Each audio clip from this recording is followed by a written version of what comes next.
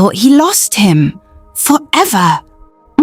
The front door creaked open slowly. It was something he'd done 1,000 times before. Same key, same lock, same quiet turn of the handle. But this time, something felt different. The house didn't feel like home. It felt empty.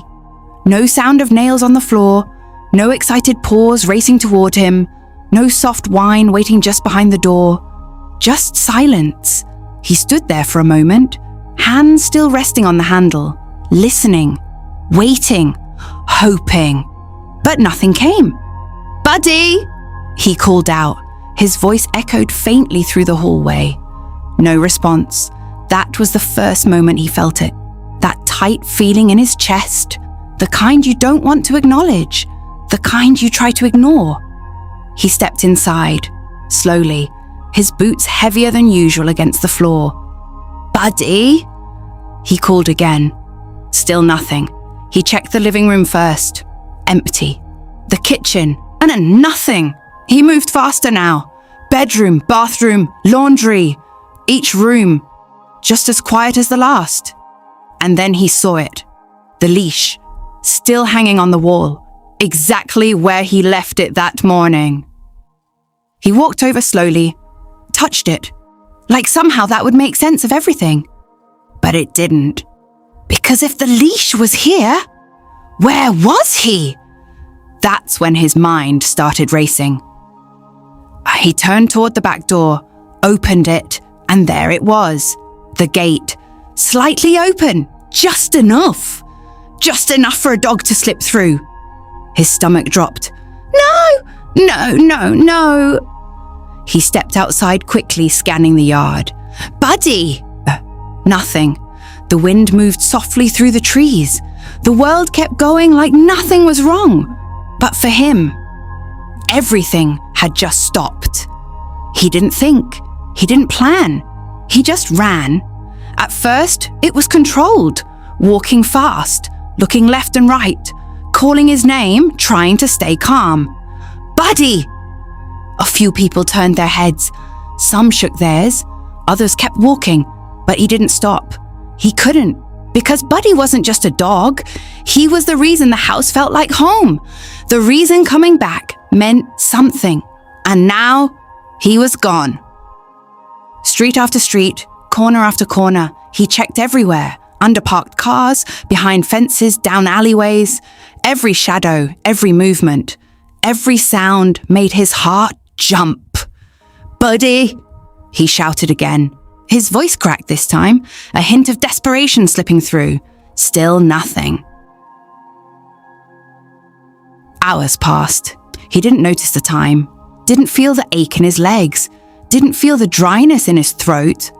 All he felt was fear, the kind that grows slowly, quietly, until it fills everything. At one point, he thought he saw him, a small shape across the street. He ran toward it, heart pounding, but it wasn't him. Just another dog, another owner, another life that wasn't his. He stopped, breathing heavy, trying to hold it together, trying not to let it hit him. But it did. The sun started to drop, the light softened, and the world felt slower, colder, quieter. He found himself sitting on the curb, hands resting on his knees, head down, for the first time all day. He stopped moving, and that's when the thought came, the one he'd been avoiding, the one he didn't want to say out loud. "I've lost him." He sat there for a long time, long enough for the world to keep moving without him. Cars passed, people walked by, but he didn't see them, didn't hear them, because all he could think about was one thing: where he was. If he was scared, if he was alone, if he was waiting, and he just couldn't find him. Then his phone rang.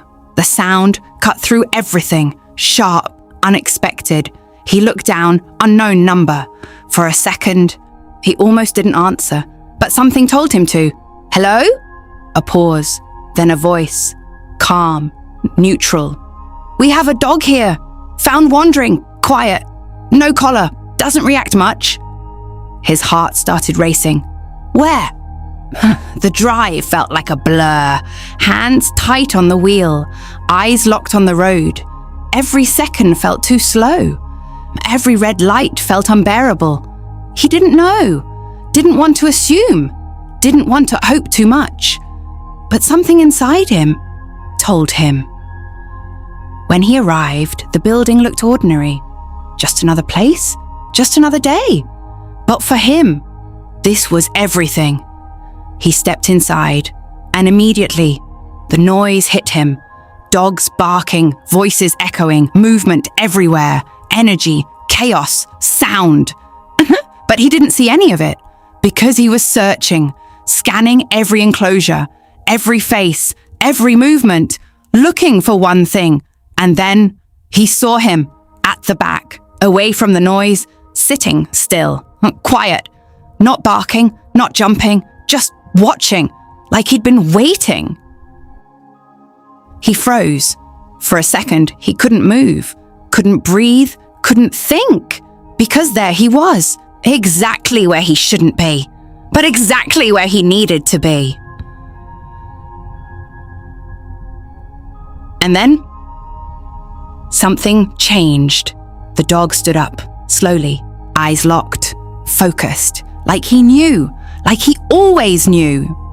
And in that moment, everything else disappeared. The noise, the people, the world, gone. The dog moved first, not hesitant, not unsure.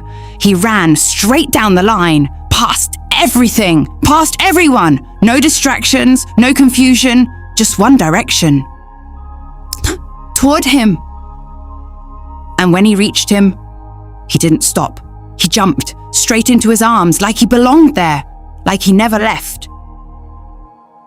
And he held him tightly, like letting go wasn't an option anymore, like this moment was everything. Because it was. He buried his face into his fur, closed his eyes, and for the first time all day, everything felt right again. Because some bonds aren't broken by distance, or fear, or time. Some bonds just find their way back